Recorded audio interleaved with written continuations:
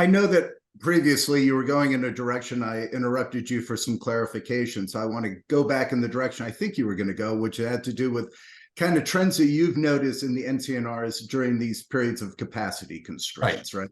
Right. You've touched on that a bit here, but please elaborate on that. Sure. So I'll say that in general, NCNR in a capacity constrained environment is really about a couple of things. It's about, number one, stability and production planning.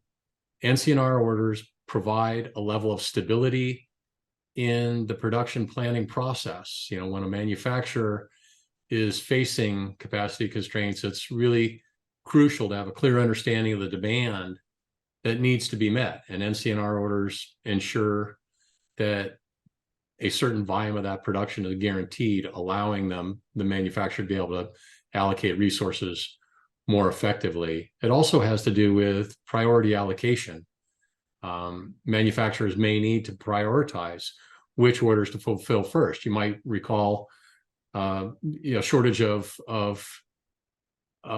medical equipment like ventilators, and they in a constrained environment, there were very conscious decisions made to be able to put NCNR orders in place to be able to guarantee capacity for being able to provide medical equipment. And NCNR orders, again, given higher priority because they're legally binding and cannot be canceled without penalty. And it allows a manufacturer to fulfill the committed orders before considering other requests.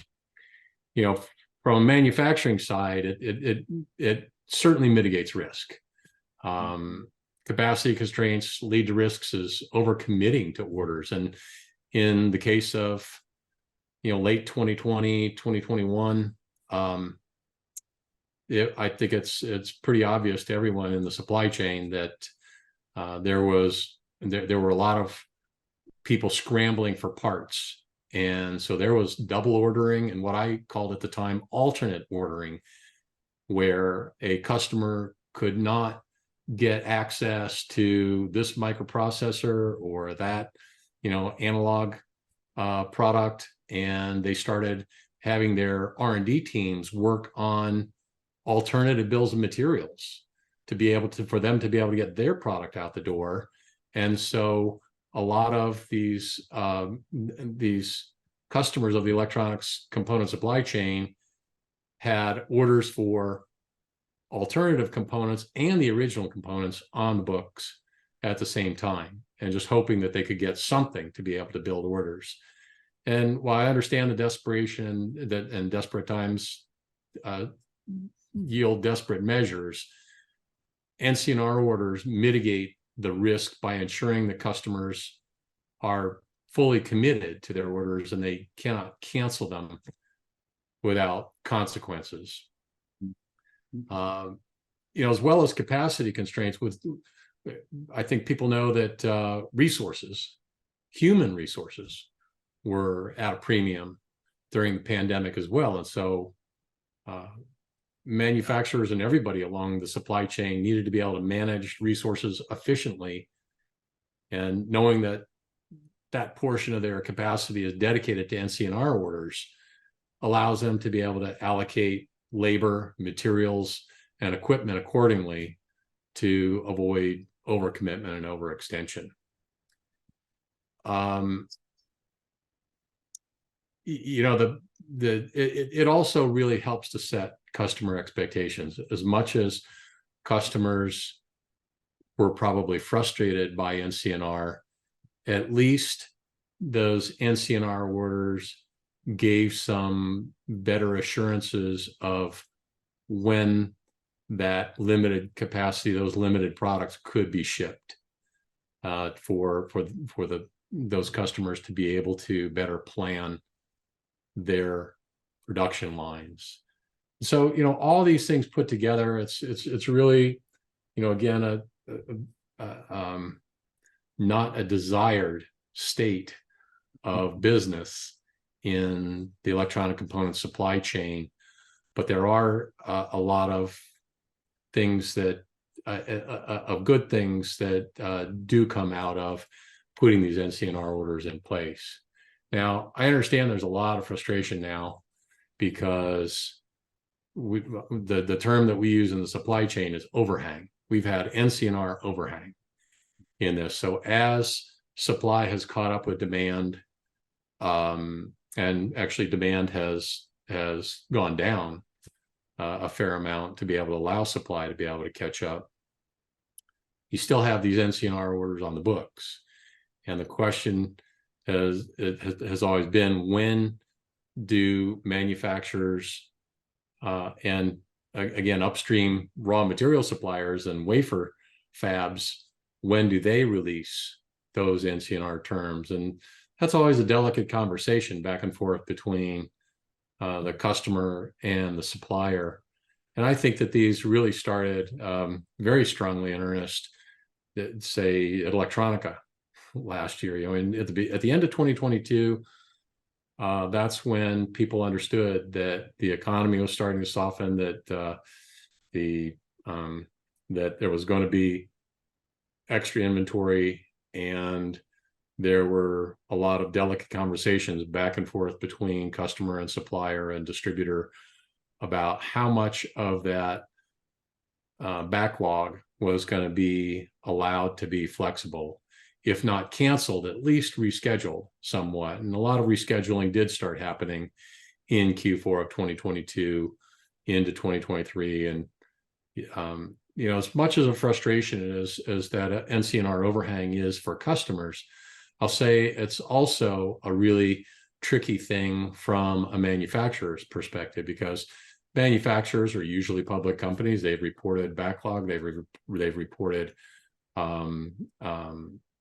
obviously financial results, and figuring out how they can back off those NCNR orders without seeing their revenue just immediately go in the tank is a very delicate situation for CEOs and CFOs to be able to manage expectations with the street. So, while there is some ability to be able to be flexible, at the same time, the certain manufacturers have to balance what their commitments are to the street and to their shareholders as far as what their performance is going to be. And it's always a tricky thing to be able to figure out how much flexibility do you give to end customers. You know that you've still got to be competitive in market. If your competitors are relenting on NCNR, you may have to be able to be able to give a little bit more.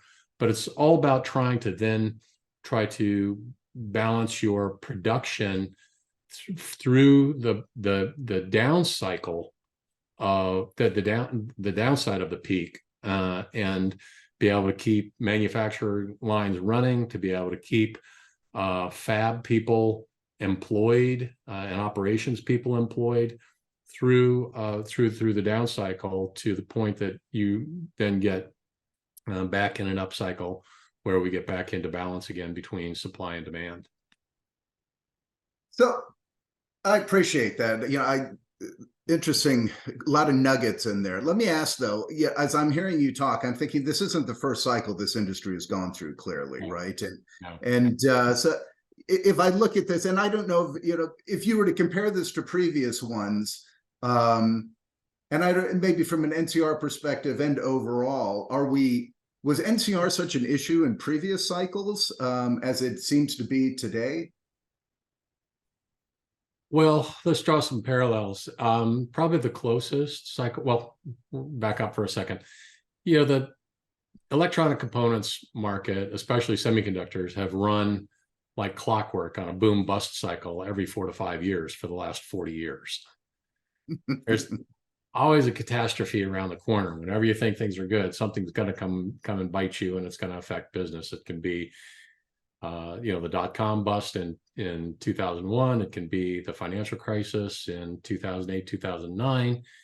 And the electronics, the electronic components supply chain is a really interesting study in efficiency and its resiliency, because I say that when the economy catches a cold, the electronic components supply chain catches pneumonia. It has to do with how extended that supply chain is, from raw materials that go all the way back to sand, to be able to create wafers, to all of the thousands, tens of thousands of chemicals that are used in fabs, to the foundries, to the OEM, component OEMs, to distributors, to EMS. In the automotive business, you've got automotive OEMs that are feeding tier ones, that are feeding EMS. And, it's like, I like to give the analogy that it's like being on a crowded highway, and you're on a highway and you run into a big traffic jam, and you crawl along for about 2 miles, and you get up to the point where traffic's flowing again, and there's no accident, there's no lane closure, and you think, wow, why was there this traffic jam here? Yeah. And it's just it's sort of like the supply chain is like the highway, that all it takes is a few people to be able to tap on their brakes, and it creates a bottleneck, and that backs up way up the supply chain, and people tend to overreact, just like you do on the highway. People don't want to run into the guy in front of them. They want to leave sufficient following distance. And so in the case of the electronic supply chain, usually when there's supply perturbations, and it can be around a minor business cycle in the macro economy, it can be a recession, things like that, the supply chain tends to overreact. So the end customers really want to start drawing down inventory, distributors start drawing down inventory, semiconductor manufacturers start drawing down inventory. Everything along that chain, everybody is tapping the brakes. And so then it ends up with a delayed, you end up with a traffic jam, and then you end up with, open sailing, beyond there. And I'd say that if you look at previous cycles, probably the biggest recent comparison you can make is coming out of the out of the financial crisis. In 2010, we were in pretty tight capacity situation, and I would say that there's probably a similarity in the cycle, that people didn't know during the financial crisis if we were going to have financial meltdown around the world. People did not know in late 2020 whether the pandemic was going to cause, hundreds of millions of deaths, and whether it's going to destroy the economy. So everybody is tapping on the brakes.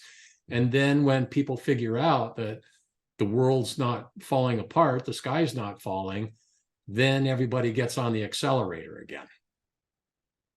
And so everybody wants to get out of the traffic jam and get moving on their business, and everybody starts clamoring for product. So yeah, I would say that 2010 was a reasonably similar period in the fact that there was a lot of capacity constraint. We knew there was a lot of double ordering going on in the business, and a lot of manufacturers put NCNR terms in place. I don't think that as many manufacturers invoked force majeure clauses in their contracts at that point. Some did, but certainly, the pandemic, the more I think pulled the trigger on suspending their T's and C's, and put a lot more on NCNR and so forth. So, this is not the last cycle. Right. I hope it's the last pandemic, but we can't say that there's not going to be another one. There's a lot of others being talked about by the epidemiologists. And as I like your image of the traffic, and what I think I'm hearing you saying is that what the industry needs is a Waze app, right? That tells you kind of what's on the road ahead, and what's causing it, and where the police are, what I'm talking about. I mean, something that gives that foresight throughout the environment in which it's operating. That's that unattainable glass pipeline that people have been asking for decades, right? So that's right. Yeah, hopefully, I think that we all learn a lesson in each one of these, many lessons, and I think that the one key lesson that ought to come out of this is that there are a lot of people that forced themselves to be direct customers in the supply chain over the last 10 to 15 years, and found out that that the lack of flexibility of using the channel as a cushion certainly hurt them in this. Now, I mean, truth be told, distributors were short on product, and they were clamoring for product to be able to ship their end customers with the extended length of this downturn. But at least it could have cushioned it on both ends. So I think supply chain resiliency, really looking at what the cost of lines down is compared to the cost of holding a little bit of extra internal inventory and working through the channel is really, really important lesson from this cycle. We're going to have more cycles. We're going to have more shortages. We're going to have more double ordering. We're going to have people clamoring for product. And we need to, all elements of the supply chain need to ensure that they're being a little bit cautious and trying to keep a little bit of extra flexibility in their supply chain to be able to help minimize the disruptions of future cycles. Listen, you've been very generous with your time here, and this has been a very good conversation, so I appreciate you staying on with me. Let me kind of end by asking maybe you to give some advice. A lot of our listeners are EMS companies, right? Who are sitting on a lot of inventory, and that inventory overhang on them that's on their books impedes their business as well. So what's your view of the current inventory situation? What advice might you offer to companies like that who are looking to just flush it out so they can move on, right? Well, I'd say a couple things. Number one, I'd say that talk with your suppliers. I'm sure that that most people are, and try to figure out what flexibility there is on the NCNR terms and being able to try to reschedule. I think there's more flexibility on the part of distributors and manufacturers today than there was several months ago. And I do believe that in general, the earnings results that I see, that people are working off inventory, maybe not as fast as they want. They've still got a little bit too much on their balance sheets, tying up capital. Certainly the whole supply chain hopes that they can work that off, because they want healthy customers to be buying more product in the future. But I think you have to be able to look at the fact that there's going to be another upcycle. And I optimistically think that we're going to be at a point in early 2024 where we're going to have good balance between supply and demand. And I don't think that the world is falling apart from a macroeconomic standpoint. There may be one more step in the Fed tightening. Who knows? But certainly the U.S. economy and a lot of the worldwide economy is resilient, has been more resilient, really more surprisingly to me. I would have thought that we would have had a much bigger hit than we did. And we're going to see an upcycle, and it's going to be able to help everyone work off inventory and be able to get back into good balance. So I work with your suppliers, work with your distributors, and try to get as much flexibility as you can, and try to make sure that you're planning for the future and making sure that you have a reasonable amount of buffer to be able to cushion when the inevitable upturn comes and we end up in a capacity constrained environment again. There we go. There we go. That is an excellent message to end this interview on, David. That was excellent. I appreciated your comments there, and I know that our audience will as well. So this is my first time interviewing you, and you're a damn good interview. So we got to do this again sometime. So you have a very good perspective from your experience in the industry, and that clearly comes through. So Thanks, Eric. yeah. So thank you very much. Wish you well and hope to catch up in the future. Likewise. Thank you, sir.